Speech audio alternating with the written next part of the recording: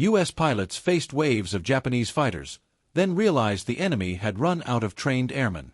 June 19, 1944, 140 miles northwest of Guam. Lieutenant Junior Grade Alexander Vraciu pressed his face against the canopy of his Grumman F6F Hellcat, staring at what seemed impossible. Below him, silhouetted against the cobalt Pacific, flew what he would later describe as a swarm of bees, 50 Japanese dive bombers in tight formation, heading directly toward Task Force 58. In the 8 minutes that followed, Vraciu would shoot down 6 enemy aircraft using only 360 rounds of ammunition, 60 rounds per kill. When he landed back on the USS Lexington, grinning and holding up 6 fingers for the photographers, he embodied a truth that Japanese naval commanders were only beginning to comprehend. Their elite corps of naval aviators, the men who had struck Pearl Harbor with devastating precision, who had driven Allied forces across the Pacific in 1941 and 1942, no longer existed. What remained were boys with barely enough flight hours to find their carriers, flying into a slaughter that would forever be known as the Great Marianas Turkey Shoot. The young pilots diving toward the American fleet that morning had received an average of 200 flight hours of training in early 1944. By late 1944, many would graduate with only 40 hours of actual flight time. Their American opponents had logged over 500 hours before ever seeing combat. This single disparity in numbers would tell the story of June 19, 1944, better than any tactical analysis. Japan's fatal assumption that quality could never be mass-produced was about to collide with American industrial reality. The Japanese had run out of trained pilots, and everyone who watched the sky that day would know it. The crisis had been building since June 4, 1942, when 4 Japanese fleet carriers went to the bottom at Midway. In a single day, Japan lost 110 combat-experienced pilots. These were not replacements fresh from training schools. These were the veteran aviators who had perfected their craft over China, who had led the Pearl Harbor strike, who represented thousands of flight hours that could never be recovered. The Imperial Japanese Navy had entered the war with approximately 3,500 trained pilots, of whom 1,500 to 1,750 were carrier qualified. Their training infrastructure, inherited from rigid pre-war standards, was never designed to replace losses at wartime rates. Before Pearl Harbor, acceptance into Japanese naval pilot training was extraordinarily selective. Out of 1,500 applicants to the pilot trainee system in 1937, only 70 were accepted. Of those 70, only 25 graduated. The training itself consumed years. A typical Japanese naval aviator completing the program in 1941 had logged between 600 and 800 flight hours over a period stretching up to 4 years. They practiced formation flying until it became instinct. They drilled aerial gunnery until they could lead a moving target without conscious thought. They learned navigation over open ocean using only compass, chronometer, and dead reckoning.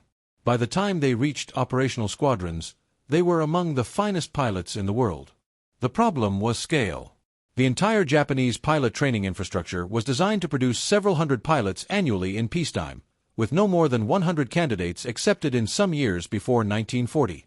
This number represented the peacetime assessment of how many pilots would be needed to replace normal attrition, handle expansion, and maintain quality standards. The concept that Japan might lose hundreds of pilots in single battles, month after month, year after year, never entered pre-war planning.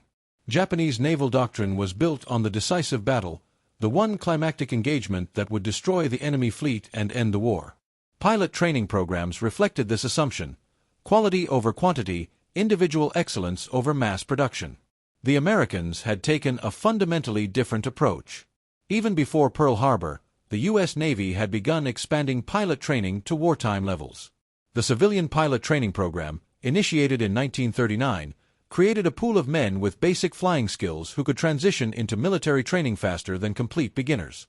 When war came, America could draw on this reservoir while simultaneously expanding training facilities at a pace that would have seemed impossible to Japanese planners. By 1943, the United States was producing over 20,000 naval aviators annually, with 20,842 graduates that year alone. The Americans had standardized training into an 18-month program that moved students through primary, intermediate, and advanced phases with factory precision. Flight schools appeared across the country, with facilities like Naval Air Station Pensacola and others processing thousands of pilots. Instructors rotated back from combat, bringing frontline experience into the training curriculum. This infrastructure was designed not just to produce pilots, but to produce them in numbers that could absorb horrific losses and still maintain combat effectiveness. The Japanese tried to adapt, but faced constraints that made American-style expansion impossible. Fuel became critically scarce after 1942 as American submarines began interdicting tanker traffic from the southern resource zone. Flight training burns enormous quantities of aviation gasoline. As fuel supplies tightened, training hours were cut. By 1943, new Japanese pilots were graduating with 500 flight hours. By early 1944, that number had fallen to 200 hours. By late 1944, many finished with only 40 hours in actual aircraft. Some would receive only 90 hours total by war's end. The quality decline accelerated with each passing month. Saburo Sakai, Japan's third-ranking ace, who survived the war with 64 confirmed victories, became a flight instructor in January 1943 after recovering from injuries that had left him partially blind in one eye. He found the new generation of student pilots to be poorly trained and often arrogant despite their lack of skill. In his memoir published after the war, Sakai described the impossible situation instructors faced. Flight training accidents became daily occurrences. Fire engines and ambulances raced down runways constantly to dig pilots out of wrecked aircraft after clumsy takeoffs or landing accidents.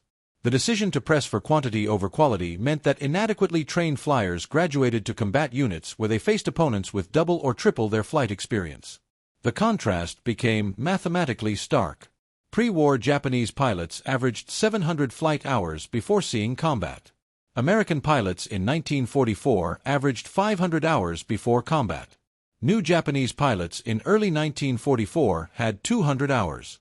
By late 1944, some Japanese pilots launched on combat missions with fewer than 40 hours total flight time.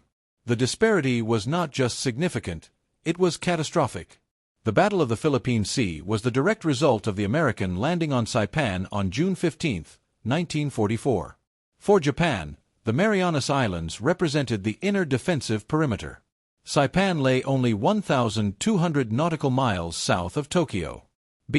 29 superfortresses operating from Saipan could reach the Japanese home islands with full bomb loads. Admiral Somu Toyoda, commanding the combined fleet, recognized that if the Americans secured Saipan, strategic bombing would devastate Japanese cities and war production. The fate of the empire, he declared, rests on this one battle. Vice Admiral Jisaburo Ozawa commanded the first mobile fleet from his flagship Taiho, the newest and most heavily armored carrier in the Japanese inventory. Ozawa deployed 9 carriers, 3 fleet carriers and 6 light carriers, carrying approximately 430 to 450 aircraft. His plan relied on Operation A-Go, which presumed that Japanese carriers operating from longer range could strike American forces while remaining outside the range of American carrier aircraft. Land-based aircraft from Guam and other islands would coordinate with carrier strikes to overwhelm the American fleet. Japanese pilots, Ozawa believed, remained superior to their American counterparts despite the losses at Midway and in the Solomons campaign. Ozawa was tragically mistaken about pilot quality. The veterans who had trained for years before Pearl Harbor were largely dead. What remained were replacement pilots with minimal training facing the most comprehensive pilot training program ever developed. The mathematical reality was brutal. When Japanese pilots with 200 hours of training engaged American pilots with 500 hours of training, the outcome was predetermined. Add to this the American technological advantages in radar-directed fighter control, the proximity-fused anti-aircraft shells that detonated within 70 feet of their targets, and aircraft like the F6F Hellcat that were specifically designed to counter the Zero, and the result approached massacre. Vice Admiral Mark Mitcher commanded Task Force 58 from the carrier USS Lexington. Under his command were 15 carriers, 7 fleet carriers and 8 light carriers, carrying approximately 950 aircraft. These carriers were screened by 7 fast battleships, 8 heavy cruisers, 13 light cruisers, and 58 destroyers. It was the most powerful naval formation ever assembled. Every ship bristled with radar antennas. Every fighter pilot had been trained to work with fighter directors who used radar to vector them precisely onto incoming enemy formations. The organization worked like a factory assembly line, identifying targets, directing interceptors, and destroying enemy aircraft with industrial efficiency. On the morning of June 19th, American radar detected the first Japanese strike 75 miles out.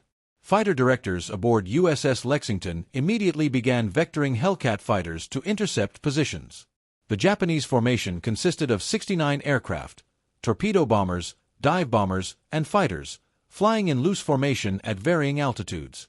They were met 40 miles from the carriers by over 220 F6F Hellcats. The slaughter began immediately.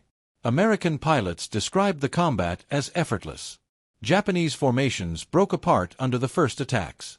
Inexperienced pilots made elementary mistakes, turning into attacks instead of away, failing to maintain defensive formations, losing situational awareness in the chaos of combat. Veteran American pilots recognized immediately that these were not the skilled opponents they had faced 2 years earlier. These were students flying into their first and last combat. Lieutenant Junior Grade Alexander Vraciu had already shot down 12 enemy aircraft in previous engagements.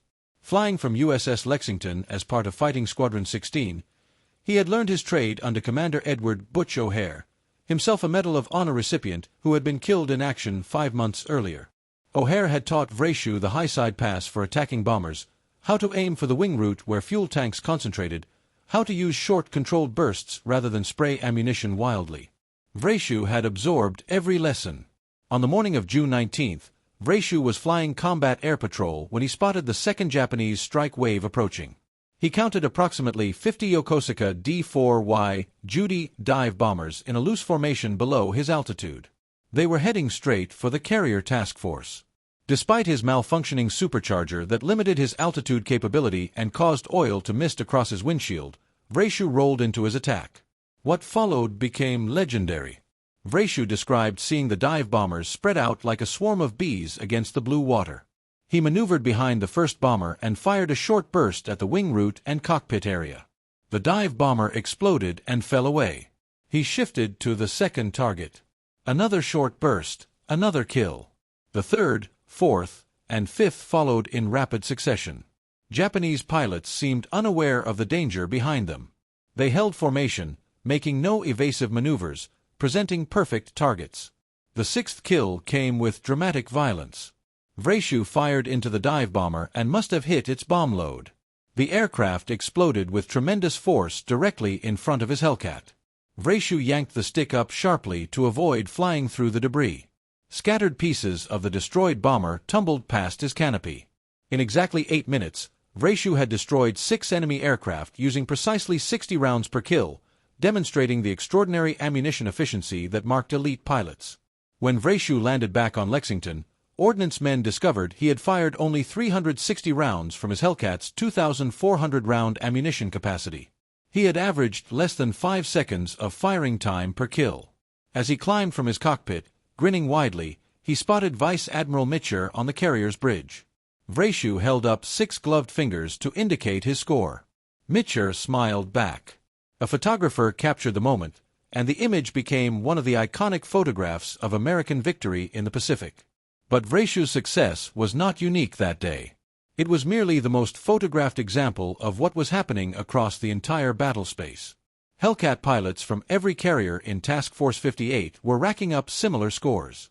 The Japanese were not just being defeated, they were being annihilated. The first Japanese strike wave of 69 aircraft suffered devastating losses.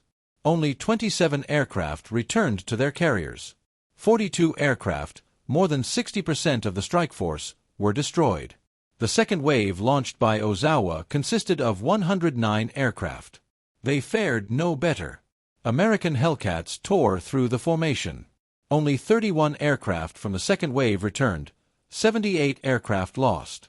The third wave of 47 aircraft was misdirected, and many planes ran out of fuel searching for the American fleet. Only 7 aircraft from this wave survived. The fourth wave of 87 aircraft launched in the afternoon met a similar fate. 30 were shot down over Guam by Hellcats patrolling the island. The remainder attacked the southernmost American carrier group, but inflicted no damage while losing most of their number to anti-aircraft fire and fighters. By the end of June 19th, the Japanese had launched 373 carrier aircraft in 4 waves. Only 130 aircraft returned. 243 carrier aircraft were destroyed in a single day of combat. American losses on June 19 were 23 aircraft. The kill ratio approached 11-1. Japanese pilots who survived described the combat as hopeless. American fighters seemed to be everywhere. Japanese aircraft that penetrated to the carrier screen were met by a curtain of anti-aircraft fire so intense that survival was impossible.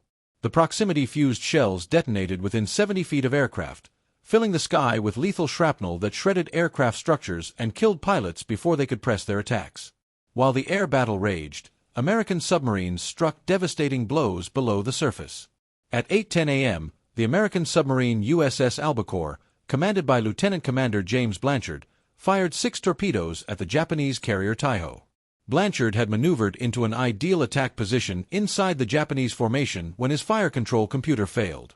Forced to fire by eye, he launched all 6 torpedoes in a spread pattern to maximize hit probability.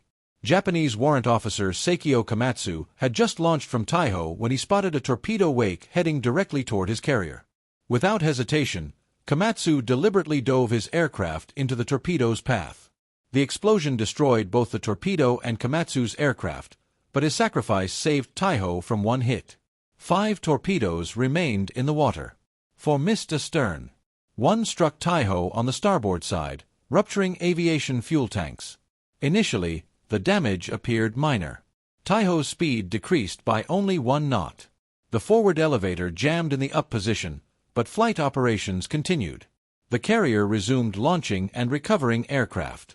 Captain Kikuchi Tomo believed his ship could continue operations despite the damage. What he did not realize was that aviation gasoline was leaking from the ruptured tanks and filling the hangar decks with explosive vapor. The damage control response proved catastrophically incompetent. An inexperienced damage control officer, attempting to disperse the gasoline fumes, opened all ventilation systems throughout the ship. Instead of venting the vapors overboard, this action spread them throughout Taiho's interior spaces. For 5 hours, gasoline vapor accumulated in concentrations that approached the explosive threshold. At approximately 2:30 p.m., someone threw a switch or struck a spark. The accumulated vapors detonated with catastrophic force. Massive explosions ripped through Taiho from bow to stern. The armored flight deck, designed to withstand bomb hits, bulged upward from the force of the internal blasts. Secondary explosions followed as aviation fuel ignited and munitions cooked off. Admiral Ozawa, recognizing his flagship was doomed, transferred his command staff to the heavy cruiser Haguro.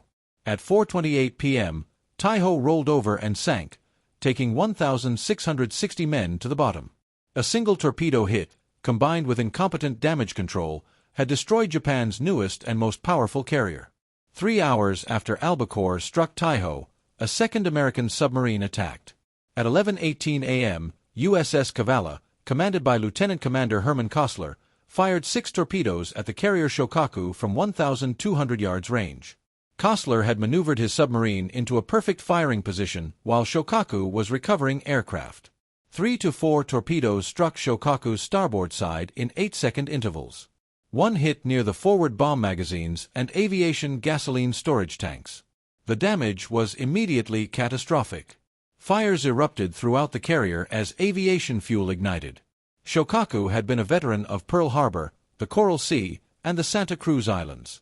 She had survived damage in previous battles, but the torpedo hits on June 19 struck in the worst possible locations.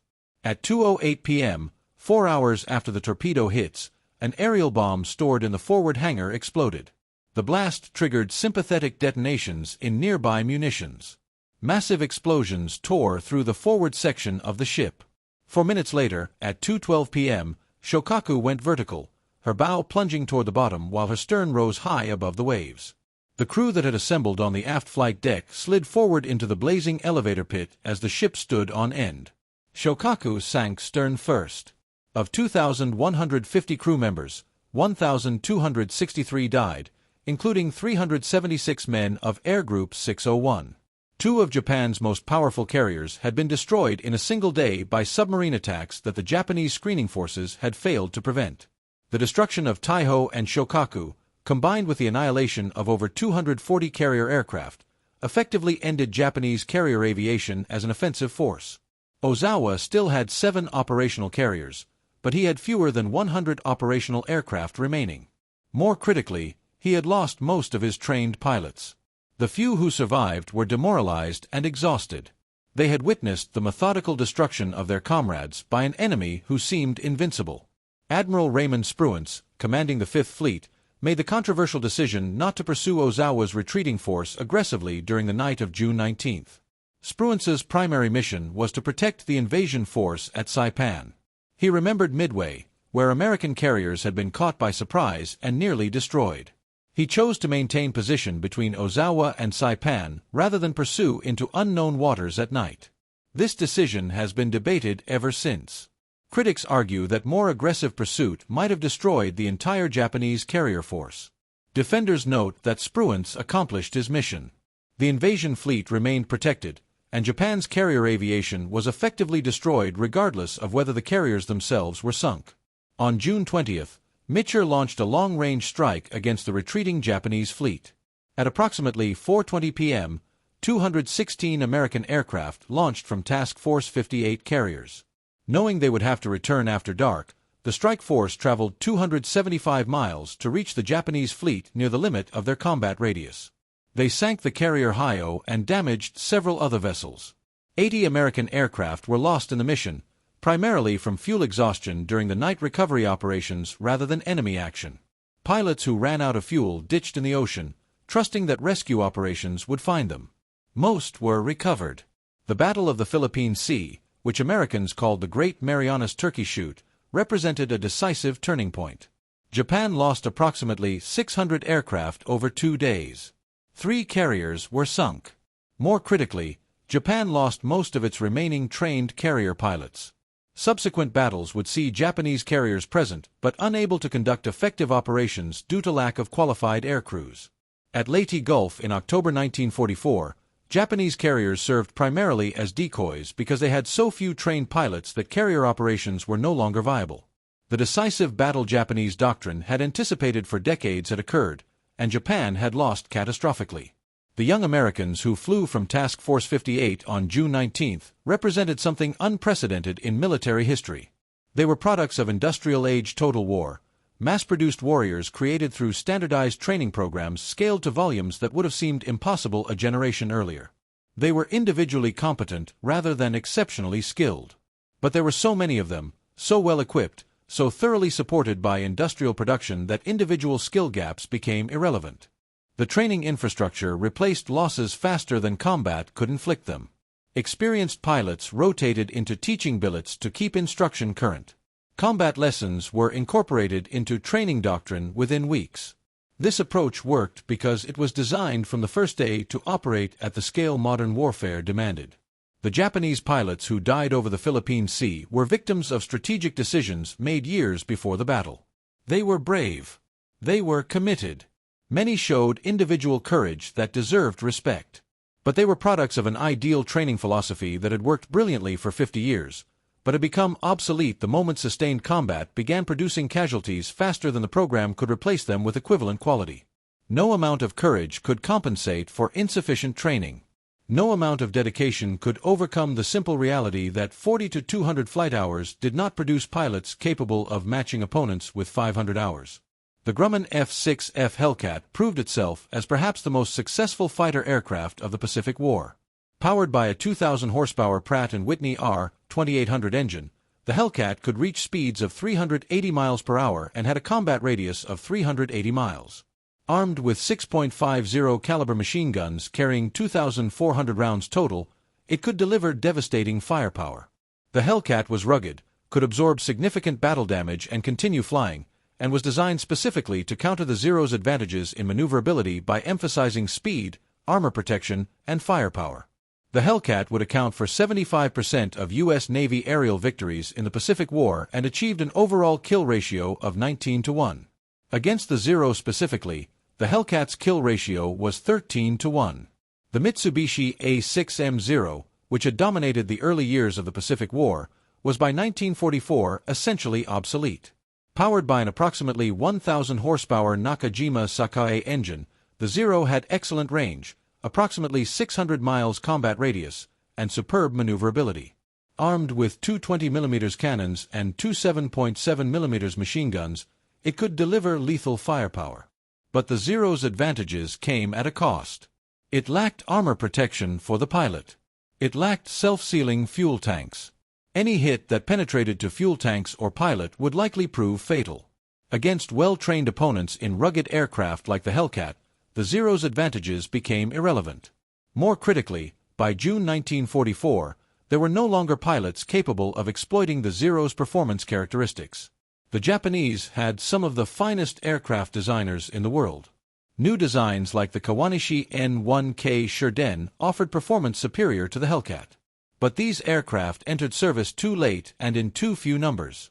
More importantly, there were no longer pilots trained to fly them effectively. The aircraft existed. The pilots did not. Alexander Vraciu would shoot down his 19th and final aircraft on June 20th during the strike against Ozawa's fleet, making him the Navy's leading ace at that moment.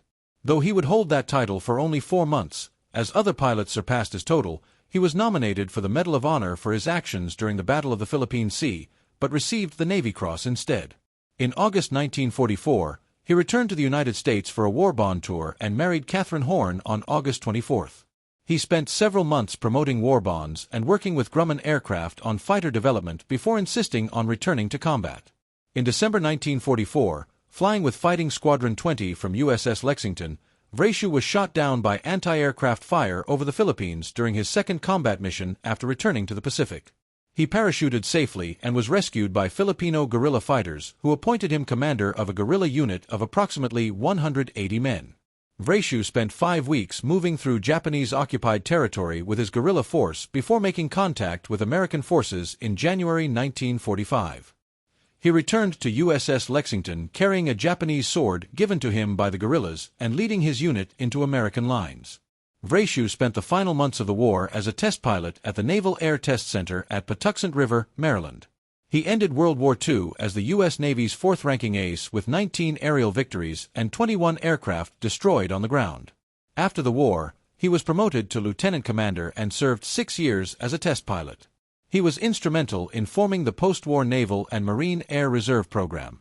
He commanded Fighting Squadron 51 from 1956 to 1958, winning the Navy's individual gunnery championship in 1957.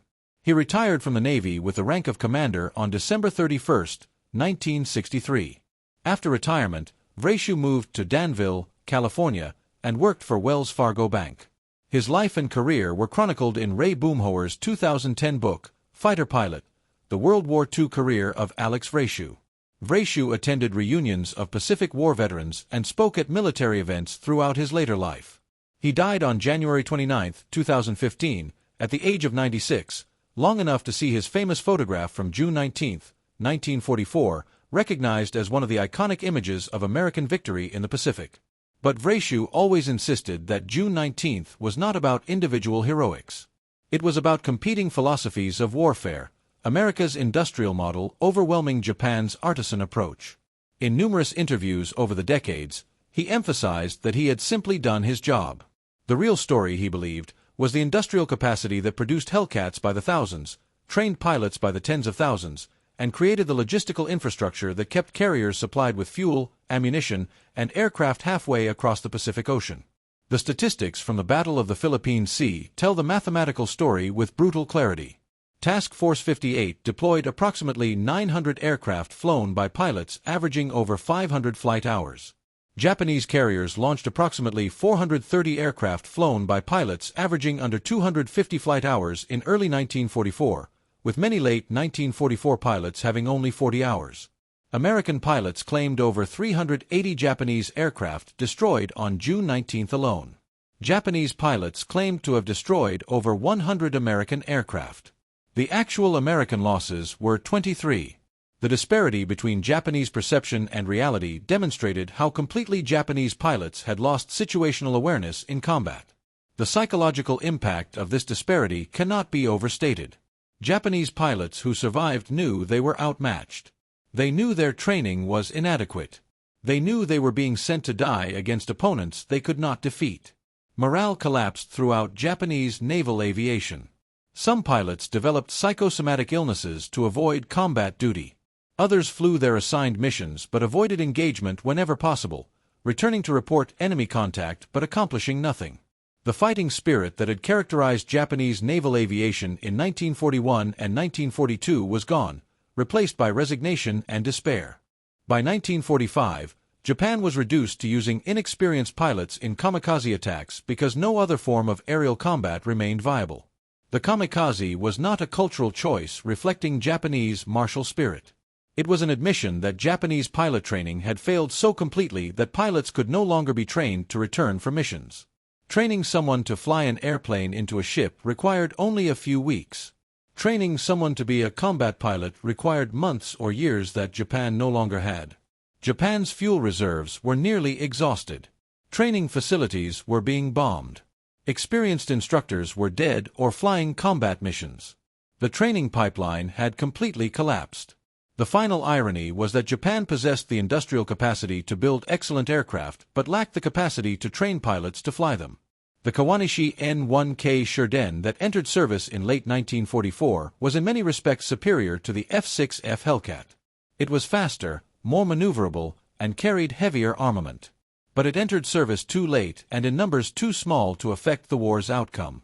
More critically, the few Shurdens that reached operational squadrons were flown by pilots with minimal training who could not exploit the aircraft's capabilities. Superior technology meant nothing without trained operators. American pilots who survived June 19 went on to dominate Pacific skies for the remainder of the war. They struck targets across the Philippines, Formosa, Okinawa, and eventually Japan itself. They faced increasing desperation from Japanese forces, but decreasing competence from Japanese pilots. By 1945, American carrier pilots described shooting down Japanese aircraft as little more than target practice. The opposition had no skills, no tactics, no hope. They flew because they were ordered to fly, and they died because they lacked the training to survive combat against opponents who had everything they lacked. The battle had lasted less than 10 hours of actual aerial combat on June 19. Its consequences would shape the remainder of the Pacific War. Japan never again contested American naval aviation dominance. The carrier forces that had struck Pearl Harbor, that had dominated the Pacific for 6 months, that had represented Japanese hopes for victory through superior skill and courage, had been destroyed not by American courage or superior individual skill, but by American industrial capacity applied to mass training programs. The Turkey Shoot was not won by ace pilots making brilliant individual decisions. It was won by adequate pilots following standardized procedures, supported by superior equipment enabled by training programs that could produce replacements faster than combat could destroy them. Vraciu's 6 kills in 8 minutes represented exceptional performance within a framework designed to generate consistent results. Other pilots scored 3 kills, 4 kills, 5 kills that day. The cumulative effect was the same.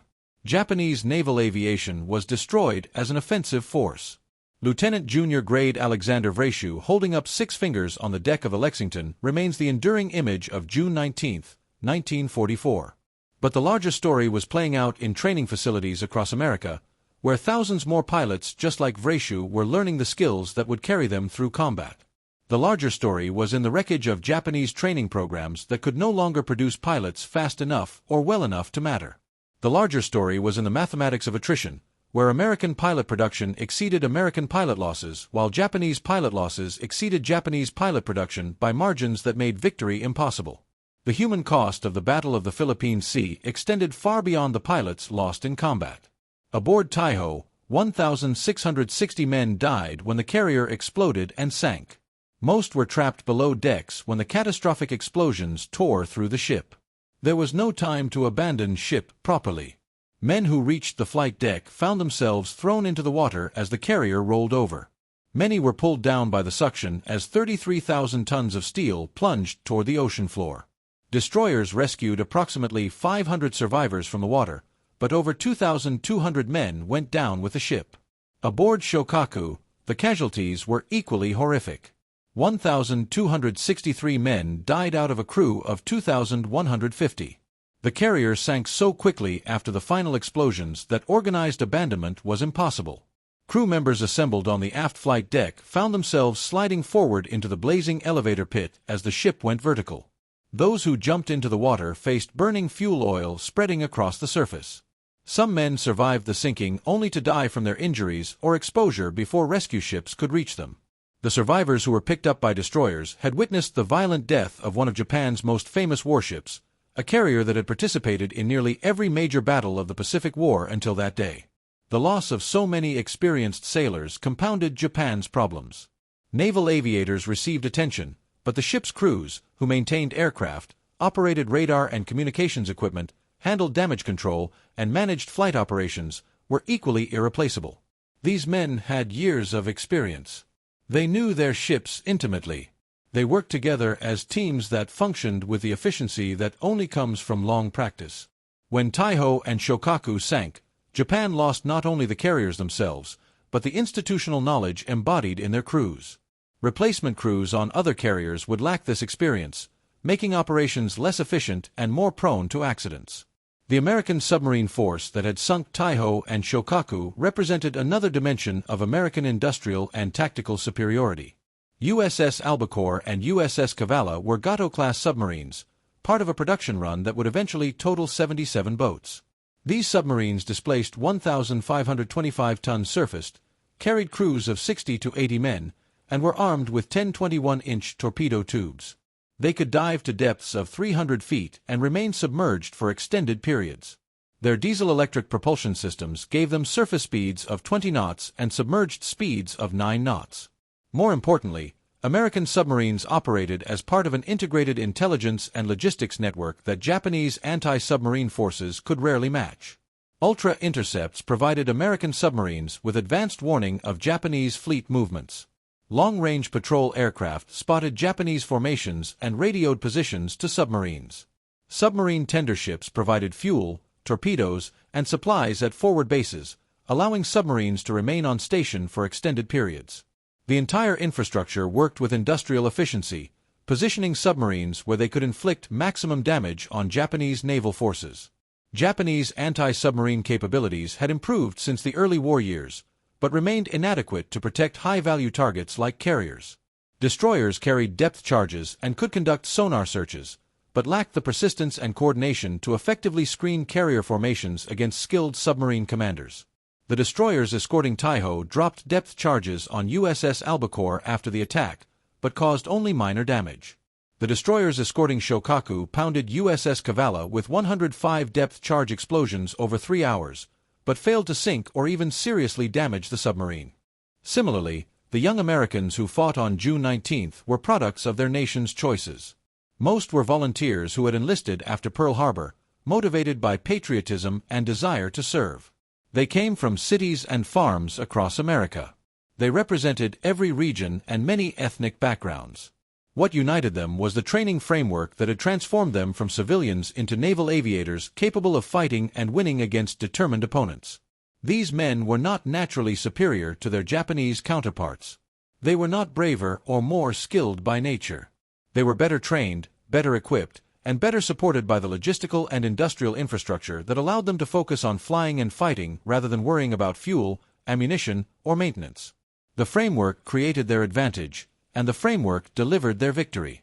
Alexander Vraciu's famous photograph holding up 6 fingers and grinning widely after his extraordinary combat performance captured something essential about the American war effort. Vraciu was proud of his achievement, and rightly so. Shooting down 6 aircraft in 8 minutes required exceptional skill and courage. But his grin was not cruel or triumphant over defeated enemies. It was the grin of a young man who had done his job well, who had protected his carrier and his shipmates, who had survived combat and would live to fight another day. The photograph showed confidence without arrogance, skill without cruelty, victory without hatred. That image, more than any tactical analysis or statistical summary, explains why America won the Pacific War. American forces were confident because they had reason for confidence. They were supported by industrial capacity that Japan could not match. They were trained by programs designed to produce competent pilots in large numbers. They were equipped with aircraft and weapons that gave them significant advantages. They fought not from desperation or fanaticism, but from professional competence backed by overwhelming material superiority. The Great Marianas Turkey Shoot was not America's most important naval battle. Midway probably deserves that distinction for stopping Japanese expansion and shifting the war's momentum. But the Turkey Shoot was the most one-sided demonstration of American superiority, The clearest proof that Japan had lost the capacity to contest American advances, the mathematical confirmation that continuing the war was futile. The Battle of the Philippine Sea proved that modern war rewards the nation that can train adequate warriors by the thousands over the nation that trains elite warriors by the dozens. Japan had built its strategy around quality, around the decisive battle where superior skill would triumph. America had built its strategy around quantity, around the long war where superior industrial capacity would eventually overwhelm any opponent. June 19, 1944, demonstrated which strategy matched the realities of industrial age warfare. Japan's military leadership had assumed that spirit could overcome material, that courage could defeat production capacity, that a few years of brutal training could create warriors capable of matching any opponent. These assumptions were rooted in centuries of samurai tradition and recent successes in China and the early Pacific campaigns. But they were fundamentally wrong in the context of total industrial war between major powers. The Great Marianas Turkey Shoot demonstrated this reality with mathematical precision. American industrial capacity applied methodically to training and production created military capabilities that Japanese courage and skill could not match. The battle's significance extended far beyond the immediate tactical results. It demonstrated to Japanese leadership that continuing the war was futile. American carrier forces could operate with impunity across the Pacific.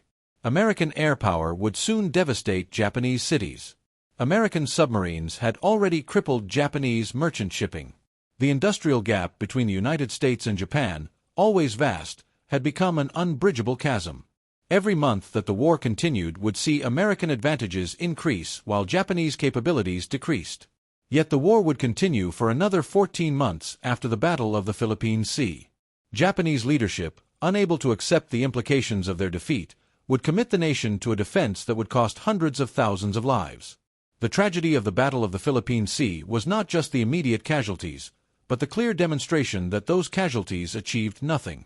Japan did not save Saipan. Japan did not stop American advances.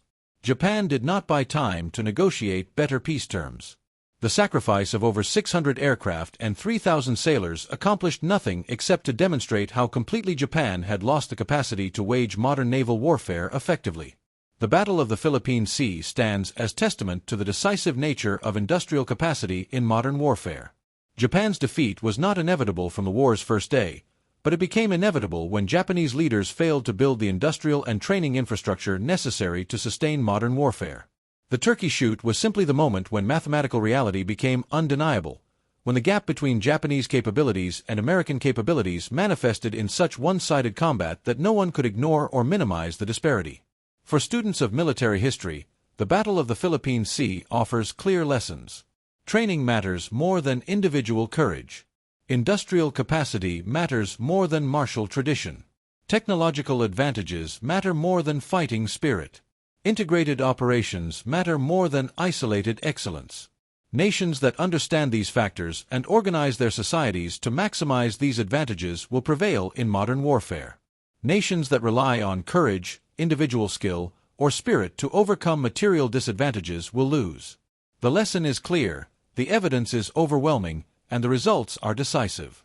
The strategic planning that led to the Battle of the Philippine Sea revealed fundamental differences in how America and Japan approached warfare. Admiral Spruance's Fifth Fleet operated under clear strategic priorities: protect the invasion forces at Saipan, destroy Japanese naval air power, and if opportunity permitted, sink Japanese carriers.